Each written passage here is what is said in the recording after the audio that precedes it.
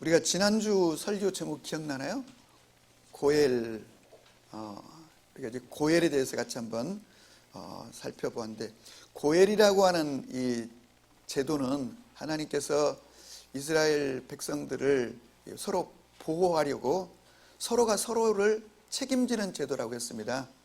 그래서 이 고엘은 세 가지의 것에서 건져낸다 라고 했죠. 첫 번째는 땅으로부터, 그러다가 빚이 져가지고 자기 전토 땅을 팔았는데 그 땅을 누군가가 대신 빚을 갚아주면 다시 자기의 소유로 회복할 수 있는 고엘 제도. 또 하나는 바로 이제 노예입니다. 빚이 많이 져가지고 그 자식이, 때로는 남편이 노예로 팔려갈 수밖에 없는 그런 상황 가운데 처하게 되었을 때 누군가가 역시 그 빚을 갚아주면 그 노예에서 자유케 되어 해방되고 자유로운 몸이 될 수 있다는 것입니다. 세 번째는 이제 남편이 죽어가지고 자식이 없는 상태에서 이제 홀로 남게 되었을 때 그 여인에게 대신 남편이 되어주는 겁니다. 주로는 이것이 이제 가정 안에서만 이루어지도록 되어 있습니다. 그래서 형이 자녀가 없이 죽으면 그 동생이 그 형수를 받아들여 가지고 계속 계보를 이어주도록 하는 그런 제도인데, 바로 이 건져내는 사람, 구해주는 사람이 바로 고엘이라고 했습니다. 진정한 고엘은 바로 예수 그리스도이십니다. 그래서 예수 그리스도께서 우리를 죄와 사망과 가난과 저주와 죽음과 형벌, 지옥으로부터 우리를 건져주시는 겁니다. 어디를 통해서? 십자가의 죽음을 통해서. 그래서 진정한 고엘은 그 리디머, 해방자는 예수 그리스도라고 하는 부분까지 우리가 이제 살펴보았습니다. 그래서 그런 제도에 따라서 그 모압 지방에서 남편을 잃고 그저 홀로 계시는 시어머니를 따라 이스라엘 베들레헴까지 온 바로 이 모압 여자 루시, 우연히 남의 밭에 추수하는 곳에 가서 이삭을 주우려고 갔다가 거기에서 보아스를 만나게 되죠. 그리고 보아스의 긍휼을 입게 되고 그 보아스가 이 집에 기업 물을 자, 바로 고엘, 건져줄 자라는 사실을 알게 되었을 때 이제 밤중에 이 보아스의 이불, 보아스의 그 침소에 들어가서 자기를 건져달라고 요청을 하고 보아스가 그녀를 건져주겠다고 약속을 하죠. 그리고 너는 기다려라. 그러면 내가 쉬지 않고 이 일을 해결해 보겠다. 그런데 문제는 나보다 선순위인 가까운 친척이 있다는 겁니다. 1순위가 있는 거죠. 그리고 나는 2순위이기 때문에 먼저 그것을 확인해야 되겠다. 그래서 이제 오늘 4장은 바로 이제 거기서부터 출발하는 내용입니다. 어디에서 이 일이 이제 이루어지냐면 바로 성문에서 이루어졌다고 했는데, 자, 고대에는 성을 보호하기 위해서 도시가 있으면 성곽이 있습니다. 그리고 몇 군데 성문이 있는데 그 성문이 저녁 때가 되면 닫아버리죠. 왜? 외부로부터의 적을 막기 위해서. 그런데 중요한 거는 그 성문은 뭐냐면 수많은 사람들이 이제 모이는 곳이기도 합니다. 여러분들이 기회가 돼서 예루살렘 성지순례 가시게 되면 거기에도 성문들이 있는데, 지금도 가보면 성문 어귀에서 많은 사람들이 물건을 팔고 구걸을 하고 그냥 뭐 시장처럼 수많은 사람들이 모이는 곳이고, 거기서 이제 여론이 형성되는 곳이고, 그런데 그곳에서 고대에는 마치 아고라처럼 재판이 이루어지는, 토론과 재판이 이루어지는 곳입니다. 그래서 오늘 보아스가 의자를 준비해 놓고 거기서 앉아서 기다리는데, 먼저 그 베들레헴에 있는 10명의 장로들을 증인으로 초청합니다. 근데 그 증인은 사실 성경에 보면 2명이면 족한데 10명씩이나 증인들을 장로들을 세워서 앉게 하고 기다리는데, 그때 마침 오늘 그 1순위였던 그 친척 한 사람이 지나가게 됩니다. 그래서 오늘 성경에 보니까 이 보아스가 소리를 질러 그를 부릅니다. 아무개야 이리 오라. 그 사람 영문도 모른 채 와서 이제 앉았습니다. 그랬더니 이제 질문을 하는 것입니다. 그런데 여러분, 오늘 여기 보니까 성경에 아무개여라고 1절에 되어 있죠.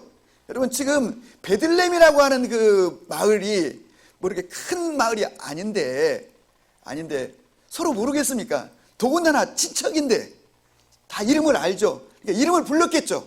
근데 성경 기자는 바로 이 사람에 대해서 아무개라 이렇게 표현을 놨어요. 왜 그랬을까? 이건 성경이 의도적으로 그리했다고 생각합니다. 우리가 이제 뒤에 가서 살펴보게 되면 바로 이 친척이었던 고해를 감당해 줘야 될 1순위였던 이 친척이, 이 사람은 매사의 인생을 자기에게 이익이 되는지 손해가 되는지를 따라서 살아가는 사람입니다. 매사를 인생의 유불리를 따지면서 인간관계를 하고 살아가는 사람. 그래서 결국은 자기가 고엘에 책임이 있음에도 불구하고 자기가 포기하겠다고 그리고 물러서는 것을 보게 되죠. 그래서 성경은 바로 이 사람에 대해서 굳이 이름을 밝힐 필요가 없는, 그 이름조차 성경에 뭐 올릴 필요가 없는 그저 그런 인생, 그래서 그 사람의 이름을 밝히지 않고 아무개여라고 표현합니다. 자, 그래서 3절에 이제 그 사람에게 묻습니다. 보아스가 묻기를 모압 땅에서 돌아온 우리의 친척 나오미, 그리고 그를 따라온 바로 룻을 알고 있느냐? 알고 있다. 그런데 그들이 지금 땅을 팔려고 한다. 사실 땅이 있는 것 같지는 않아요. 이스라엘 백성들은 유대법에 의해서 땅을 팔아도 이거는 그 어떤 7년 또는 49년까지만 그 사용권을 넘겨주는 거지 소유권은 바뀌지 않도록 하나님이 제도적으로 만들어 놨습니다.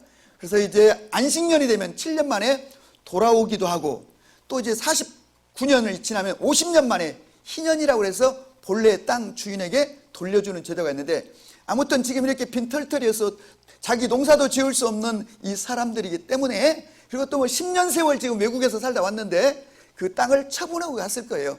그렇지만 이제 때가 되면 희년이 되면 또 안식년이 되면 그 소유권이 돌아옵니다. 그래서 그 소유권을 지금 팔고 있는 것 같아요. 자, 이해가 되셨죠? 그래서 이제 그 소유권을 팔려고 한다. 그런데 네가 사겠느냐? 네가 이 집에 고엘, 이 집을 건져줄, 이 집의 기업을 물려줄 1순위다. 네가 만약에 사겠다고 하면 너희 것이 되거니와, 네가 사지 않겠다면 내가 사려고 한다. 그랬더니 그 사람이 뜻밖에도 내가 사겠다 이렇게 말하는 거예요. 우리 영화나 문학이나 드라마로 친다면 위기가 온 것이죠. 지금 이게 아닌데, 지금 계획은, 지금 보아스는 이미 사실 룻에 대해서 불쌍히 여기고 뭐 긍휼히 여기는 마음도 있지만 그 마음속에 이미 연정이 일어난 거예요. 감정이 일어나서 이 여인을 자기 아내로 맞이하려고 이미 결심을 한 것인데, 이 사람이 갑자기 자기가 기어 무르고 그걸 사겠다고 딱 나서니까 이 계획이 지금 잘못 돌아가고 있는 거죠. 그러니까 그 다음 절에 구체적으로 이 내용에 대해서 설명을 해줍니다. 네가 만약에 이 땅을 사면은 이 땅이 너의 것이 되는 것이 아니고 엘리멜렉의 집에 있는 남자들이 다 죽었기 때문에 네가 이걸 사는 것인데, 너는 사서 룻과 결혼을 하게 되어 자녀를 주어 그 자녀에게 소유권을 넘겨주어야 한다. 그래서 그 집의 기업을 다시 세워줘야 한다 하니까 말이 떨어지기가 무섭게 딱 계산해 보니까 이건 손해가 될 것 같은 거예요. 그래서 난 포기하겠다. 왜냐하면 내 재산상에 손해가 일어날 것 같다라고 포기하는 내용이 나옵니다. 그랬더니 오늘 성경에 신발을 벗으라 이런 내용이 나오죠. 이 신발을 벗으라는 건 신명기 25장에 나옵니다. 이 고엘이라고 하는 의무는 서로가 져줘야 되는 거예요. 형제 간에, 친척 간에 어려우면 서로 돕도록 하나님이 이 고엘 제도를 만들어 놓은 거예요. 그래서 지금 인생의 그 위기, 어려움, 고통 가운데 있을 때에 서로 돕도록 하기 위해서 서로 잘 사는 사람이, 형편이 되는 사람이 재정적인 희생을 하고 헌신을 해서 그를 건져주도록 했는데, 그걸 자기의 손해가 있다고 안 하겠다고 하는 거예요. 이것은 어떤 그 완전히 의무조항이라기보다는 법적으로 만들어 놨지만 이건 자기의 선택사항인 거예요. 그래서 만약 고해를 하지 않겠다고 하면은 신을 벗고 그 다음에 신명기 25장에 보면 침을 뱉도록 되어 있어요. 그 사람을 향하여, 포기한 사람을 향하여. 이게 뭐냐면 저건 사람도 아니다, 자기의 의무를 감당하지 않는 그런 인간이다, 저 사람은 우리가 비난받아 싸다, 뭐 이런 태도예요. 그런데 뭐 침 뱉는 것까지는 않고 오늘 보니까 신발을 벗으라 해서 이제 그 의식을, 절차를 거치고 이제 룻을 보아스가 자기의 아내로 삼겠다고 오늘 이제 결정하는 내용이 나옵니다. 여러분, 무엇보다도 우리가 이 사람이 왜 고해를 포기했을까? 일순위, 이 아무개, 이름을 밝히지 않는 이 사람이 왜 고해를 포기했을까? 그건 자기에게 손해가 올 것이기 때문이라고 오늘 성경이 말하고 있습니다. 무엇보다도 사실 나오미와 특별히 룻을 아내로 선택해서 그 소유권을 사면 자기 것이 되는 것이잖아요. 근데 중요한 거는 이 사람 속에 이 나오미와 룻을 믿을 수가 없는 거예요. 뭐 오늘날도 세상에 우리 요즘 국제 결혼 같은 거, 뭐 베트남 뭐 여인, 또 몽골 여인 뭐 결혼했는데 뭐 결혼한 지 뭐 일주일 만에 뭐 혼인신고 해가지고 이제 이쪽으로 이제 국적은 얻었는데 어느 날 사라져버리고 돈 가지고 날라버리고 뭐 잠적해버리고 뭐 이런 일이 뭐 오늘날 비일비재했던 것처럼 지금 이 여자는 모압에서 온 여자예요. 지금 누구인지 알지도 못하는 그 외국 국적의 그런 여자란 말이죠. 그러니까 이 여자가 어떻게 뭐 땅 매각해가지고 도망가 버릴지, 아니면 또 변심이 돼가지고 뭐 이런저런 이유를 대서 뭐 이혼하겠다 어쩌고 하면 이게 지금 복잡한 거예요. 이게 엄청난 돈을 들여서 이게 믿을 수 없었던 거죠. 그래서 포기한 거예요. 그런데 여러분, 이 1순위인 이 사람 우리가 좀 다시 한번 주목해 본다면, 이 아무개라고 표기된 바로 이 사람은 지금 이 문제 앞에 섰을 때 철저하게 지금 돈을 손해보느냐 마느냐, 이 계산적인 손익을 따지고 있기 때문에 이런 지금 결론에 있었던 거예요. 다시 말하면 전적으로 자기중심, 자기에게 유익이 되느냐 안 되느냐, 결론은 안 된다는 거예요. 그래서 이 고해를 포기한 거예요. 여러분, 보아스는 룻을 이제 선택해서 결국 아내로 맞이해서 이제 정말 그 가정을 다시 일으켜주는 것을 우리가 보게 되는데, 보아스는 어떤 사람인가? 그 시작 자체가 긍휼이었어요. 불쌍히 여기는 마음이었어요. 그리고 친척에 대한 의무감이었어요. 물론 나중에는 이 여인에 대한 좋은 마음도 있었지만은 바로 이 보아스의 출발은 내가 아니라 바로 지금 어려움을 당한 우리 친척, 이 나오미와 룻을 어떻게 도울 수 있겠는가에 대해서 집중하는 거예요. 바로 우리 예수님이 그렇습니다.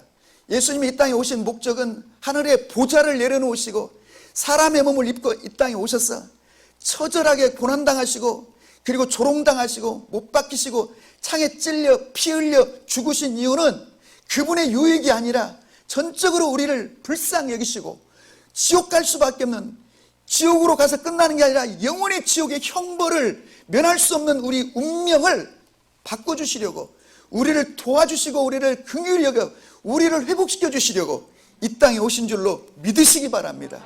이것이 십자가의 사랑인 거예요. 자, 우리가 이 땅에 우리 역사 시간에 공부를 해보면, 또 세계사 같은 공부해보면 이 인류의 4대 종교가 있습니다. 흔히는 기독교, 또 하나는 그 모슬렘, 또 하나는 바로 불교, 또 하나는 힌두교, 또 5대 종교 하면 뭐 유교까지 넣는데, 이 다른 종교들을 보면요, 여러분, 불교, 이 시탈타라고 하는 이 석가모니는 사실 평생에 누구를 위해서 살고 뭐 누구를 헌신하고 희생하고 여기에 관심이 있는 게 아니라, 그가 원래 왕가의 뭐 처자들로 태어나서 풍요로운 삶을 살다가 인생의 회의를 느꼈다잖아요. 그래서 인생은 생로병사하는 존재로구나, 탄생해서 살다가 병들어 죽어 끝나는 인생이 얼마나 허무한가, 도대체 이 의미가 무엇인가. 그래서 이제 출가했다잖아요. 그래서 계속 묵상하는 중에 어떻게 하면 인간은 정말 자기로부터 자유롭게 되고 자기로부터 해방되고 무로 들어가서 해탈의 경지에 이르는가, 뭐 그것을 이제 뭐 가르치고 전파했다는 것이지. 또 여러분, 무슬림, 이슬람이라고 하는 이 종교, 우리가 잘 아는 마호메시라고 하는 사람, 7세기 사람이죠. 그 사람 본래 이제 상인의 집에서 머슴처럼 일했던 아주 착하고 열정 있는 그런 일꾼이었습니다. 그런데 40세인 그 과부인 거상, 엄청난 큰 대상이 있었는데 너무 똑똑한 거예요. 너무 신실한 거예요. 그래서 25살 먹은 그를 자기의 남편으로 드립니다. 그래서 이제 자녀를 낳고 하는데, 그래서 이 여인이 죽고 그 많은 이제 유산을 물려받고 하면서 힘을 구합하면서 이것이 정치 세력화 됩니다. 그래가지고 뭐 어느 날 그가 40살 될 때 이제 뭐 산에서 굴 속에서 기도하는 중에 계시를 받았다잖아요. 그게 바로 이제 코란이잖아요. 그래서 이 사람이 이제 정치 세력화해서 결국은 그 당시에 메카라고 하는 도시를 이제 점령했는데 나중에 여기서 또 쫓겨나죠. 그래서 이제 그 헤지라라고 메디나라고 하는 곳에 도피 있잖아요. 다시 힘을 다시 규합하고 거기를 장악하고 다시 이제 정식으로 군대를 규합해 가지고 이제 바로 그 메카로 가서 메카를 점령하는데 우리는 그걸 이제 헤지라라고 하죠. 622년. 그래서 이제 이 이슬람 그 원년을 622년으로 이제 삼는 거 아니겠습니까? 그래서 이제 그때부터 이제 코란이냐 칼이냐, 코란을 받든지 아니면 죽음을 선택하라 해서 그의 이제 후계자들이 뭐 전 지역으로 흩어져 가지고 엄청난 지역을 이제 장악하며 그 이슬람화 시키면서 그 과정에서 무지하게 많은 사람들을 이제 죽이면서 피 흘리는 코란이냐 칼이냐 해서 점령의 영토를 확장하여 오늘날의 이슬람이라고 하는 거대한 세력이 형성되었는데, 바로 이 마호멧이라고 하는 사람도 그가 죽기 전에 뭐 부인이 뭐 한 10여 명 되고 또 거기에 따르는 자녀들 뭐 있는데, 어쩌면 평생을 자기의 어떤 열정과 어떤 욕망과 또 자기가 갖고 있는 어떤 신념, 또 그렇다고 계시를 받았다고 해가지고 자기가 갖고 있는 어떤 가치를 전달하다가 끝이 난 거 아니겠습니까? 그래서 사실은 지금도 이 무슬림이라고 하는 종교는 무서운 종교잖아요. 자기들끼리도 그러고 다른 세상 사람들에 대해서도 늘 적대적이고 그냥 이 죽음의 영이 그들을 사로잡고 있어가지고 늘 죽이는 거, 죽는 거, 이거 뭐 대수롭지 않게 여기는 그런 종교인 것을 보게 되죠. 뭐 유교는 말할 것도 없죠. 뭐 유교는 종교라기보다도 일종의 철학이죠. 공자는 평생에 어쩌면 자기 정치 철학을 가지고, 그래서 그가 이 철권 정치, 철인 정치를 뭐 이렇게 주장했잖아요. 그래서 다시 말하면 똑똑한 사람, 엘리트, 철인들이 정치를 내야 백성이, 나라가 부강해진다. 그래서 여러분 몇몇 나라에서 시도를 해봤어요.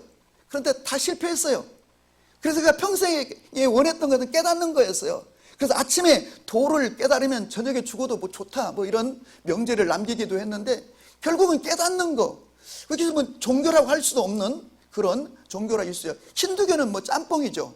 이 땅에는 모든 주변에 있는 종교들을 다 망라해가지고 어떤 가치를 정하고 신념을 정하는, 그래서 모든 종교가 다 들어있는 종교가 힌두교라고 한다면, 여러분 기독교는, 예수님은 자신을 위해서 온 게 아니라, 나는 섬김을 받으러 온 게 아니라 나는 도리어 섬기려 하고 나의 목숨을 버려 많은 생명들을 일으키려고 왔고, 한 알의 밀이 땅에 떨어져 썩어야 죽어야 생명을 일으킨다고 하시면서 예수님 평생을 그렇게 살아가신 것을 보게 됩니다. 여러분과 저 오늘 나와 있는 바로 이 룻과 이 보아스의 만남 속에서 보아스는 룻에 대한 이 긍휼의 마음으로 출발했습니다.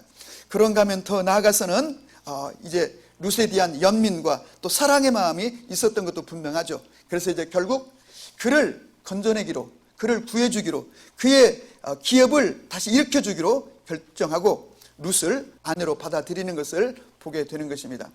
자, 여러분과 저 오늘 성경 본문 가운데 이제 보아스와 이름이 밝혀지지 않는 아무개 씨가 둘이 딱 나오는데, 성경이 가장 많이 쓰는 문학적 표현법은 이 비교법입니다.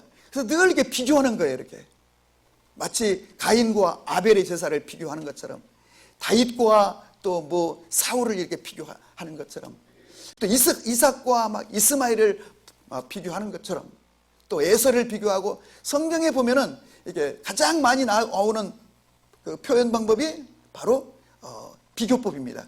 오늘 본문에 있는 바로 이 보아스와 이 아무개라고 하는 어떤 사람과의 비교. 한 사람은 다른 사람을 향하여 불쌍히 여기는 마음과 긍휼의 마음으로 다가가는가 하면, 한 사람은 언제나 인간관계나 사람을 대할 때 선입관계를 따지면서 접근하고 있다고 하는 것입니다. 전 여러분과 저 오늘 이 시대를 살아가는 우리가 보아스가 우리의 또 모델일 터인데, 그런 믿음으로, 그런 긍휼의 마음으로 인간관계와 이 세상을 살아갈 수 있기를 주님의 이름으로 축복합니다. 자, 자, 그럼 오늘은 좀 보아스라는 사람을 다시 한번 좀 조명해 볼까요? 보아스란 앞에서는 유력자라고 했습니다. 원래 이 유력자라는 말의 뜻은 영향력이 있는 사람이다. 그는 거부다. 또 그리고 그는 훌륭한 사람이다. 뭐 이런 뜻입니다. 정말 그는 통찰력과 지혜와 그리고 리더십이 있는 정말 하나님의 사람인 것을 우리가 보는데, 특별히 오늘 본문에서 우리가 볼 수 있는 그의 모습은 하나님의 섭리를 믿는 사람입니다. 이미 그의 마음속에는 처음에는 불쌍히 여기는 마음과 어떤 단순한 호감으로 룻을 보았지만은 어느 순간 그녀의 그 신실함과 그녀의 그 지혜를 보면서 정말로 아내로 맞아들이고 싶은 그 깊은 연정이 그의 마음속에 있었던 거예요. 그래서 이 여인을 회복시켜 자기와 부부의 연을 갖고자 했던 것이죠. 그럼에도 불구하고 이 사람은 철저하게 하나님의 섭리를 믿었던 사람인 것을 우리가 어떻게 알 수 있는가? 자, 오늘 이 사람은 원래 거부였습니다. 거부입니다. 굉장한 영향력을 갖고 있고 똑똑한 사람입니다. 통찰력 있는 리더십 있는 사람입니다. 여러분, 이 정도 되면은 사실 그 1순위였던 그 아무개라는 사람 조용히 만나가지고 어떻게 설득을 하든지 단판을 지어가지고 자기 아내로 만들 수 있습니다. 그리고 슬그머니 어떻게 자기 방식으로 풀어낼 수 있습니다. 왜? 지금 아무도 모르는 지금 일이지 않습니까? 그런데 이 일을 위해서 10명의 장로들을 증인으로 세우고 이 일을 공개적으로 해서 오늘 사실 너가 택하면 내가 너의 것이 되거니와 네가 포기하면 내가 고해를 내가 물겠다 했잖아요. 그랬더니 이 사람이 지금 뭐라고 했어요? 아무개 씨가 내가 룻의 가정을 기업을 무르겠다 선택했잖아요. 그럼 사실 끝난 거잖아요. 그리고 계속 그것을 뜻을 굽히지 않으면 끝나버린 거예요. 모든 계획, 그의 마음속에 있는 소원 다 수포로 돌아가는 거예요. 근데 바로 이 보아스의 마음속에는 이 사람이 정말 하나님의 사람인 것은 그 출발 자체가 나의 유익이나 나의 어떤 그 야망이나 욕심을 이루려고 시작한 게 아니고 정말로 친척이면서 불쌍하고 어려운 가운데 모든 걸 다 잃어버리고 빈털터리가 된 바로 이 나오미와 룻의 가정, 그 집안을 정말로 사랑하는 긍휼의 마음으로 시작하고 접근했던 일이기 때문에 혹 자신이 내가 이 집의 기업물을 자가 되지 않아도 고엘의 그 자격이 오지 않는다 해도 정말로 그 1순위인 그 아무개 씨를 통해서 룻이 결혼을 하고 자녀를 낳고 행복해질 수만 있다면 되는 것이지 꼭 나를 통해서 내가 해야 된다는 생각을 내려놓는 거예요. 그래서 오늘 바로 이 보아스에게서 우리가 배워야 될 점은 정말 어떤 문제 앞에서 내려놓는 자세, 그리고 하나님의 섭리를 믿는 그 믿음. 그래서 하나님의 뜻이 이루어질 것이다. 처음부터 우리가 선함으로 했고 그리고 믿음으로 했고 이것은 주님이 정하신 법, 하나님의 말씀을 따라하는 그 영광을 위한 것이기 때문에 혹 아무개 씨에게로 이 일이 돌아간다면 내가 이것을 받아들여야 되는 것이고, 또 하나님의 뜻이 계셔서 나에게 이 고엘의 그 특권을 주신다면 내가 저 룻과 결혼을 해서 집안을 일으키고 그렇게 나아가야 되겠다. 이 뜻을 결정한 거예요. 여러분과 제가 이런 믿음과 지혜를, 이런 섭리를, 하나님의 섭리를 믿는 믿음을 가지시기 바랍니다.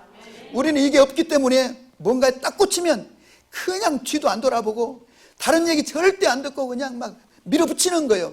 그러다가 감당할 수 없는 인생의 위기에 빠지기도 하는데, 여러분, 우리는 언제나 내려놓는, 막 억지로 하려는 그런 태도를 내려놓고 조금은 때로는 멀찍이 서서 주님이 어떻게 이 일을 이끌어 가시고 어떻게 결정지어 가시는가, 그 하나님의 섭리를 들여다보면서 이렇게 주님의 그 발자국을 뒤따라가는 자세가 필요하는데, 이거 여러분 쉽지 않습니다. 그러나 여러분과 제가 이것을 얻지 못하고 터득하지 못한다면 우리의 인생은 언젠가는 한 번쯤은 꼬이고 감당할 수 없는 인생의 위기에 봉착할 수가 있다고 하는 사실입니다. 하나님을 신뢰하시기 바랍니다. 하나님은 선하신 분이십니다. 하나님은 좋으신 분이십니다. 하나님은 합력하여 선을 이루시는 분이신 줄로 믿으시기 바랍니다. 그래서 이제 룻을 이제 아내로 받아들이기로 그날 선언하는 거예요. 모든 증인들, 장로들과 그 광장에 있던 사람들이 이 보아스를 향하여 11절에 이렇게 축복해 줍니다. 성문에 있는 모든 백성들과 장로들이 어떻게 보아스의 집에 들어간 룻을 이스라엘의 국모 레아와 라헬의 반열에 있게 하시리라. 이게 정말 엄청난 거 아닙니까? 레아와 라헬은 야곱의 부인이잖아요. 그래서 이 레아와 라헬을 통해서 12아들이 탄생하잖아요. 이 12아들이 바로 훗날 이스라엘의 12지파가 되어서 이스라엘을 일으킨 그런 여인들이잖아요. 그런데 레아와 라헬의 반열에 들어가게 된다. 이 말은 무슨 말이냐면 이스라엘의 국모인 레아와 라헬처럼 너도 그렇게 이스라엘의 어머니가 된다는 그런 축복의 말입니다. 그러니까 여러분, 모압에서 완전히 빈털털이 거지처럼 와서 남의 집 그 추수하는 데 가서 이삭이나 주워가지고 하루를 연명해야 되는 이 불쌍한 여자가 베들레헴의 유력자 거부, 그 영향력 있는 보아스의 아내가 되었는데, 그 보아스의 아내가 되는 순간 그녀는 어떻게 됐다고요? 바로 이스라엘의 어머니의 위를 얻게 되었다는 것입니다. 12절은 보아스에 대해서 그들이 축복하는 내용입니다. 여호와께서 이 젊은 여자로 말미암아 내게 상속자를 출산하여 너의 집에 다말이 유대에게 낳아준 베레스의 집안처럼 하시리라. 베레스의 집처럼 한다는 거예요. 베레스가 누굽니까? 사실 이 베레스라는 사람의 신분은 굉장히 초라한 사람입니다. 우리가 아는 것처럼 성경에 이 야곱의 아들들 중에 네 번째 아들 유다가 있었잖아요. 유다의 아들이 셋이었죠. 엘과 오난과 셀라라고 하는. 그런데 이 첫 번째 엘이라고 하는 유다의 아들의 부인이 그 유명한 다말이었어요. 이방 여자죠, 물론 다말도. 그런데 이제 엘이 하나님 앞에 범죄하여서 하나님이 죽이셨다고 나와요. 그래서 이제 그의 동생, 바로 이제 그 계대 결혼법에 따라서 그의 동생 오난의 둘째 동생이 그 형수를 맞이하게 되었어요. 그런데 이제 오난이 자기의 이 자녀를 그 형수한테 주고 싶지가 않은 거예요. 그래서 주지 않았다는 거예요. 그래서 하나님이 이것을 악하게 여기시고 오난을 죽이셨다고 나요. 이러다가는 아들이 다 죽게 생긴 거예요. 근데 이제 세 번째 아들 이 셀라는 너무 어린 거예요. 이게 형수를 받아들일 수가 없는 거죠. 그러니까 그 유다가 이러다가는 자식 셋 다 죽겠구나. 그래서 다말에게 너는 너의 고향에 돌아갔다가 너희 친정에 가서 머물러 있어라. 이 애가 크면은 그때 너한테 알려주겠다. 세월이 많이 흘렀어요. 세월이 많이 흘렀어. 근데 이제 이 셀라가 컸어요. 이렇게 장성했어요. 그러면 이제 불러야 되잖아요. 근데 이제 물론 여러분 이 다말은 나이가 많아졌겠죠. 상당히 이제. 근데 안 부르는 거예요. 다말이 들려오는 소문이 아니까 셀라가 다 컸다는데도 안 부르는 거예요. 어떻게 합니까? 그가 옷을 갈아입고 마치 창녀처럼 변장을 하고 이 유다가 지나가는 길목에 기다리고 있다가 창녀 행세를 하는 거예요. 그래가지고 관계를 해서 거기서 태어난 아이가 바로 베레스예요. 그러니까 여러분이 베레스, 원래는 이제 둘이 태어나죠. 세라라고 하는 아들과 베레스가. 그러니까 이게 어찌 보면 굉장히 이스라엘 역사에서는 수치스러운 아들이 베레스가. 그런데 이 베레스가 훗날 이스라엘에 굉장한 영향력을 끼치는 아들이 되고 결정적으로는 이 베레스가 바로 다윗의 조상이 된다고 하는 사실이에요. 그래서 오늘 이 성경 마지막 부분에도 이 베레스의 계보는 이러하니라 18절에 있죠. 여러분 다윗의 계보는 다른 계보가 아니라 베레스의 계보라는 거예요. 아브라함의 계보, 이삭의 계보, 야곱의 계보가 아니라 베레스의 계보가 다윗의 계보가 베레스의 계보라는 거예요. 그래서 베레스의 계보는 이러하니라 하고 베레스는 헤스론을 낳고 헤스론은 남을 낳고 남은 아미나답을 낳고 아미나답 나손을 낳고 나손은 살몬을 낳고 살몬은 보아스를 낳고 보아스는 오벳을 낳고 오벳은 이새를 낳고 이새는 다윗을 낳았더라. 그래서 사실은 여러분 이 룻기라고 하는 성경은 그 사사시대 그 암울하고 어둡고 온갖 죄악으로 가득한 세상에서 별처럼 빛난 믿음의 사람들의 이야기를 수록한 것은 분명하지만 그러나 그보다 더 궁극적인 본래의 목적은 다윗이 어떻게 메시아의 조상인 메시아의 그 뿌리인 다윗이 어떻게 이 땅에 왔느냐를 설명하려고 하는 책이 바로 여러분 룻기라고 하는 성경인 거죠.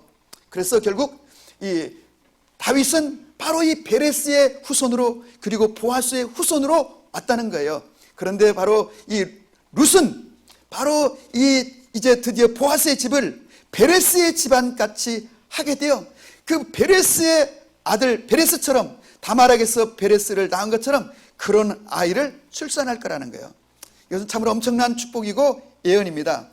바로 베레스가 다윗의 족보의 주인공인 것, 뿌리인 것처럼, 이 말은 무슨 말이냐면 이 루시라고 하는 여자가 이제는 이방 모함 여자였지만 이제는 이스라엘의 다윗의 계보에 들어왔다는 선언이기도 한 것입니다. 여러분, 이 다윗의 계보가 왜 이렇게 중요할까요? 오늘 결국 이 룻기라고 하는 책도 다윗의 계보, 족보를 지금 밝히려고 지금 써진 책이라고 한다면, 다윗은 바로 메시아의 바로 구체적인 예언의 시작이기 때문입니다. 물론 여러분, 메시아 구원자에 대한 예언은 이미 아담 때부터 아브라함 때부터 계속 내려왔지만, 구체적으로는 다윗의 뿌리에서 이제 왕이, 메시아가, 인류를 구원할 구원자가 나타날 것이라고 구체적으로 예언해 주시고 하나님 계시해 주신 인물이기 때문인 것입니다.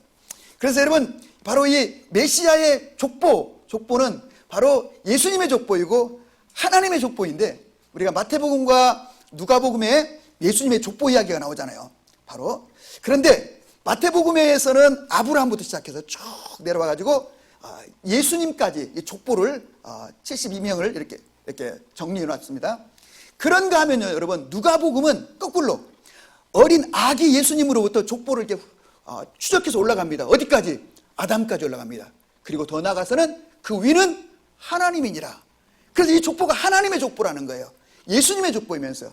그런데 그 족보 속에 바로 오늘 베레스라고 하는 인물. 그런데 이 보아스가 베레스와 같은 아들을 낳게 된다는데, 그 아들이 바로 여러분 오벳이었습니다. 그래서 오벳의 이름이 종이라는 뜻입니다. 섬기는 자라는 뜻입니다. 예수님이 이 땅에 종으로 오셨습니다. 예수님이 이 땅에 섬기는 자로 오셨습니다. 또 여러분, 이 오벳이라는 이름은 우리 오벳 에돔 하잖아요. 오벳이라는 이름은 예배자라는 뜻입니다. 이런 아들을 룻이 보아스를 통해서 탄생시키는 것을 보게 됩니다. 여러분, 룻기에서 우리가 말씀을 정리해 보면 하나의 키워드를 정한다면 그건 선택이라고 하는 단어입니다. 선택.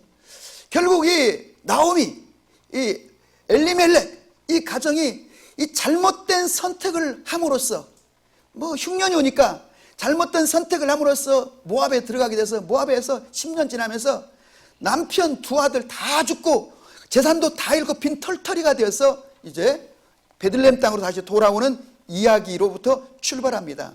이 잘못된 선택으로 얼마나 그들의 삶이 파탄에 이르게 되었는가를 보여주는 것이고, 또 하나는 그들이 그 어려운 가운데서 옳은 선택, 이제라도 하나님께로 돌아가야 하리라, 이제라도 이스라엘로 돌아가야 하리라 뜻을 정하고, 부끄럽지만 빈털터리가 되어서라도 이스라엘로 하나님께로 돌아왔을 때 하나님이 보아스라고 하는 인물을 보내어서 이 나오미의 가정, 룻의 가정, 저들의 인생을 완전히 회복시켜 주시는 이야기입니다. 우리가 죄악으로 인해서 인류가 이렇게 정말로 타락한, 그리고 이 땅에서 고통하며 살고 있지만, 그러나 우리가 예수 그리스도를 보내주셨으므로 이 보아스 되시는 예수님께로 우리가 돌아갈 때, 우리가 예수님을 통하여 우리의 삶의 전인적인 영혼, 육의 온전한 회복과 그런 축복이 다시 일어나게 되는 줄로 믿으시기를 바랍니다. 아멘. 자, 그리고 세 번째는 나오미의 삶을 어떻게 바꿔줬는가, 어떻게 축복하셨는가를 우리에게 보여줍니다. 나오미가 이제 모압 땅에 빈털터리가 되어 돌아왔을 때, 그녀는 베들레헴에서 정말 가십거리였습니다. 여인들이 나오미가 돌아왔대. 나오미가 돌아왔대. 근데 말이야, 얼굴이 보니까 말이 아니더라고. 막 기미가 끼어있고 고생 정말 숱하겠나 봐. 그거 옷은 그래, 또 꼬라지가 그냥 진짜 그 베들레헴에도 거지도 그런 옷은 안 입고 있겠었는데 정말 망해도 완전히 망한 것 같아 하면서 막 여인들이 그냥 가십거리가 되어요. 조롱거리가 됐어요. 그러니까 뭐라고 했습니까? 나오미 스스로도 나를 더 이상은 나오미라 부르지 말라. 나오미라는 말의 뜻은 기쁨이라는 뜻이잖아요. 너희가 이제부터 나를 부를 때 나를 마라라고 부르라. 고통, 쓴물, 아픔이라고 나를 부르라고 할 만큼, 누가 보아도, 자기가 보아도 이 비참하고 완전히 모든 걸 다 잃어버린 부끄러운 여인이 되었는데, 이곳에요, 베들레헴에 돌아와서 보아스를 만났을 때 룻과 함께 보아스가 결혼을 하게 되고 오벳이 탄생하는 순간 그녀의 인생이 이제 완전히 획가닥 바뀌게 되었습니다. 그래서 그 베들레헴 성 사람들이 그냥 이제는 나오미가 그냥 축복의 아이콘이 된 거예요. 아주 연세 드신 분들, 나이 드신 분들이 그냥 진짜 저 여자 진짜 정말 얼마나 좀 무슨 복을 저렇게 받아가지고 저래 하면서 막 축복하는 거예요. 왜? 거부 영향력 있는 보아스가 사위가 되었지. 그 현숙한 여자 룻이 며느리인데, 그 며느리는 뭐라고 그랬어요? 7 아들보다도 더 좋은 그런 너의 노년의 봉양자라고 했으니까 그 신실하고 순종적인 믿음의 여자 룻이 며느리니까 얼마나 여러분 이 시어머니를 잘 섬기겠어요. 가난한 빈털터리 할 때도 시어머니를 모시고 모압에서 베들레헴까지 왔을 정도인데, 저는 여러분의 가정에도 그런 며느리가 들어오기를 바라요. 아멘 하신 분은 그대로 됐으면 좋겠고, 또 여러분들이 그런 룻처럼 되기를 바라고. 아멘. 아멘. 그래서 이 룻 때문에 이 나오미의 이 가정은 나오미의 인생은 정말로 행복하게 되었어요. 그래서 사람들이 지나가면 전에는 막 손가락질하고 그냥 뭐 이렇게 희덕거리고 웃고 막 그러던 여인들이 막 부러워가지고 맨날 가는 데마다 나오미 얘기를 그렇게 하는 거예요. 정말 그 여자는 도대체 무슨 복이 있길래 그렇게 말이야 하면서 그냥 뭐 부러움의 이제 대상이 되었고, 그리고 오벳이 나오미의 손에서 컸다는 거예요. 그러니까 여러분, 얼마나 그 아이 안고 나가면 사람들이 그냥 박수를 하고 그냥 서로 아이를 만져보려고. 여러분의 남은 인생이 노년이 나오미처럼 되시기를 축복합니다. 그래서 설교를 준비하다가 우연히 나오미를 이렇게 봤어요. 근데 신문 기사에 지금 요즘에 강남에 나오미족들이 막 판을 치고 있다는 거예요. 그래서 무슨 또 웬 소리야 이게, 나오미족이 강남에서 부동산을 막 그냥 좌지우지하고 있다는. 그래서 제가 한번 사전을 찾아봤더니 그냥 신조어에 보니까 나오미 not old image예요. 그러니까 늙지 않은 여자예요. 늙지 않은 여자. 그래서 나이는 30, 40대의 재력을 갖고 있으면서 얼마나 건강관리를 했든지 외모는 20대처럼 보이면서, 그래서 이제 부동산에 투자하는 여인들을 나오미족들이라고 이렇게 보니까 사전에 해놨더라고요. 네. 그런 나오미족 말고 여러분들이 진정한 영적인 나오미가 될 수 있기를 주의 이름으로 축복합니다. 아멘. 자, 1장은 잘못된 선택으로 인해서 1장은 죽음, 누가 죽고 또 계속 죽음에 관한 얘기가 나옵니다. 슬픔과 절망에 관한 얘기가 나옵니다. 근데 4장은 이 올바른 선택으로 어떤 결과에 이르게 됐는가를 보여줬는데, 바로 우리가 오늘 보았던 것처럼 바로 이 보아스와 룻의 만남을 통해서 끊어진 대가 다시 회복이 되고, 집안이 회복되고, 인생이 회복되고, 모든 것이 회복되는, 그래서 막 기쁨과 이 축복이 되고, 그 정도가 아니라 결국은 이 룻기를 쓴 룻기 저자의 목적이 바로 보아스가, 룻이 바로 다윗의 조상이라고 하는 점을 지금 설명하려고 한다는 것입니다. 우리가 예수님을 믿을 때 십자가에서 이루신 일이 바로 보아스와 룻의 만남을 통해서 이루어진 일인 것입니다. 우리가 이제 이것을 소위 이제 디바인 인카운트라고 하죠. 신적인 만남입니다. 신적인 만남. 또 디바인 익스체인지라고 그러죠. 신적인 교환이 십자가에서 이루어진 것입니다. 여러분 기억하십시오. 예수님은 벌거벗긴 채로 죽으셨습니다. 성경은 이를 가리켜 그가 가난케 되심으로 우리가 부요하게 되었고, 그가 죽으심으로 우리가 살게 되었고, 그가 저주를 받으심으로 우리의 모든 저주를 다 걸머지고 저주를 받으심으로 우리가 축복을 누리게 되었고, 아멘. 그가 채찍에 맞으심으로 우리가 나음을 얻게 되었고, 그가 하나님께 버림받음으로 엘리 나바 사박다니, 하나님 나의 하나님 어찌하여 나를 버리셨나이까, 하나님께 버림을 당하심으로 여러분과 제가 하나님의 양자로 그렇게 선택받게 되었고, 이것이 여러분 십자가에서 찰칵하고 디바인 신적인 익스체인지가 일어났다는 것입니다. 이것을 믿으시기 바라고, 이것을 믿는 것이 믿음인 거예요. 믿을 때 이 역사가 우리의 삶에 고스란히 이루어지는 거예요. 아멘. 예, 맺겠습니다. 영국 속담에 상처가 변하여 별이 됩니다, 이런 그런 책도 있죠. 상처가 변하여 별이 됩니다. 우리가 인생의 그 고난과 고통, 그 상처를 갖고 있지만 정말 지워버리고 싶은, 기억하고 싶지 않은 아픔과 실패와 상처와 아픔이 있지만은, 그러나 여러분 우리가 정말로 그것과 씨름하고 결국은 별이 된다는 얘기인데, 우리 복음적으로 본다면은 하나님께서 보아스를 보내시고, 또 우리가 하나님께로 돌아갈 때 이런 놀라운 회복의 역사가 일어났어. 결국 성경에 예수님의 족보에 5명의 여자 이름이 나오잖아요. 근데 그 5명의 여자가 하나같이 비참한 여인들이에요. 가난하고 비참한 여자. 다말, 또 누구죠? 라합, 또 누구죠? 밧세바, 또 누구예요? 룻, 그리고 마지막 마리아. 마리아만 그냥 그래도 멀쩡한 여자지. 가난하긴 했지만, 목수의 부인 가난하긴 했지만 멀쩡한 여자고, 나머지 4명은 막 하자가 너무 많고 이방 여자들이에요.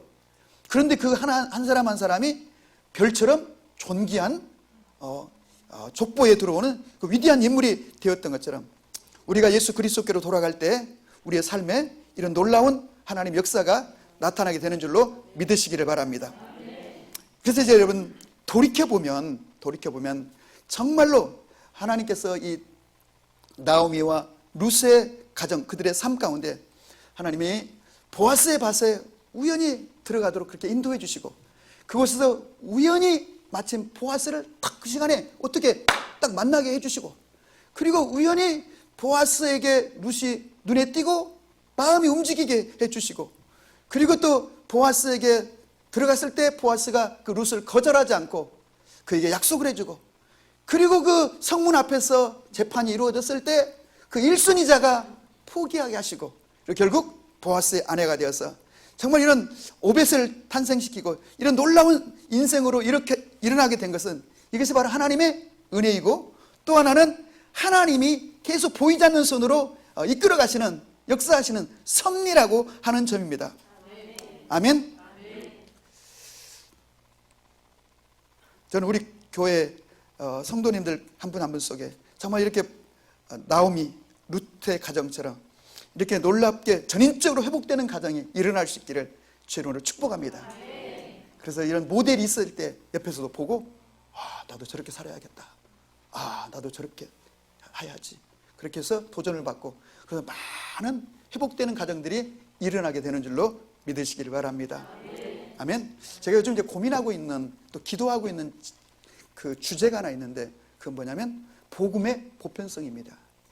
정말로 교인들은 많은데 그 교인들 속에 어떤 특정한 한 사람, 어떤 두 가정, 그들은 정말 막 예수를 믿고 복을 받고 뭐가 대단하게, 진짜 누가 봐도 진짜 하나님 함께 하신다, 하나님 복을 주셨다. 근데 대부분의 사람들은 이게 뭐 예수를 믿을 때나 예수를 믿지 않을 때나 별반 그 달라진 게 없고, 그냥 교회 다닌다는 거 이름 하나, 나는 성도라고 하는 이름 하나, 뭐 집사라고 하는 이름 하나, 그 외에는 뭐 달라진 게 없고, 이게 정말 이게 복음일까라고 했을 때, 이 복음의 보편성이라고 하는 것은 모든 사람에게, 누구에게나 똑같이 복음이 적용되고 똑같이 하나님의 역사가 적용되는 것은 그 키는 어디에 있는 것일까? 이걸 기도하고 있는데, 주님이 곧 열어주시고 이미 열어주신 줄로 믿습니다. 그래서 저는 우리 성도님 한 분 한 분 그 가정들이 정말로 룻의 가정처럼, 보아스의 가정처럼, 나오미의 가정처럼 그렇게 일어날 수 있기를 주님의 이름으로 축복합니다.